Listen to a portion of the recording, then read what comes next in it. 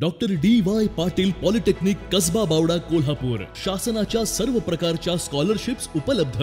या माध्यमातून विद्यार्थ्यांना 50 ते 100% फी सवलत, अद्ययावत लॅबोरेटरीज, इंटरॅक्टिव्ह पॅनल युक्त क्लासरूम्स, विद्यार्थ्यांसाठी बसची सुविधा, नामवंत कंपन्यांमध्ये नोकरीची संधी। Doctor D Y. Patil polytechnic Kasba Bawada Kolhapur.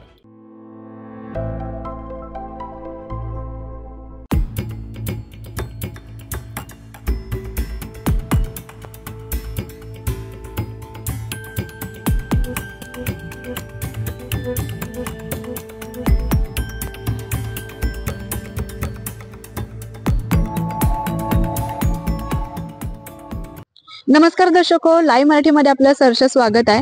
गेले कित्येक दिवस झालं कोल्हापूर जिल्ह्याला मुसळधार पावसानं झोडपून काढले। काल दिवसभर पावसानं थोडी उघडीप घेतली होती, पण पुन्हा एकदा सकाळपासून मुसळधार पावसानं जोर धरलाय। सतत सुरू असलेल्या पावसामुळे कोल्हापूरसह जिल्ह्यातील नद्या अक्षरशः दुथडी भरून वाहू लागल्यात। मी सध्या आले आहे कोल्हापूरची जीवनदायिनी मानली जाणाऱ्या पंचगंगेच्या नदी किनारी।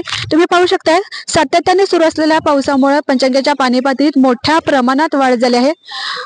पंचगंगेच्या नदी किनारे असणारी पौराणिक मंदिरे ही सुद्धा पाण्याखाली गेल्याचे दृश्य या व्हिडिओच्या माध्यमातून तुम्हाला पाहायला मिळते। फक्त पौराणिक मंदिरच नाही तर आजूबाजूचे जे मोठमोठी वृक्ष आहेत ती सुद्धा पाण्याखाली गेल्याचं आपल्याला पाहायला मिळते। सध्या पंचगंगेची पाणी पातळी ही 24 फूट 8 इंचावर गेली असून इशारा पातळी 39 फुटावर आहे, तर धोका पातळी ही 43 फुटावर गेली आहे। सध्या पंचगंगेची पाणी पातळी मोठ्या प्रमाणात वाढलीच आहे, पण कोल्हापुरातील 19 बंधारे हे सुद्धा पाण्याखाली गेले आहेत।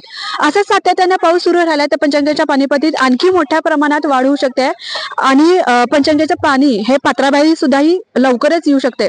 सध्या कोल्हापूरसह जिल्ह्याला हवामान खात्यानं येलो अलर्ट जारी केले, त्यामुळे नागरिकांनी सतर्कता बाळगावे असे आवाहन प्रशासनाकडून करण्यात आले। कॅमेरा पर्सन अक्षता गुरुसह मी नीता पोदार, लाईव्ह मराठी कोल्हापूर।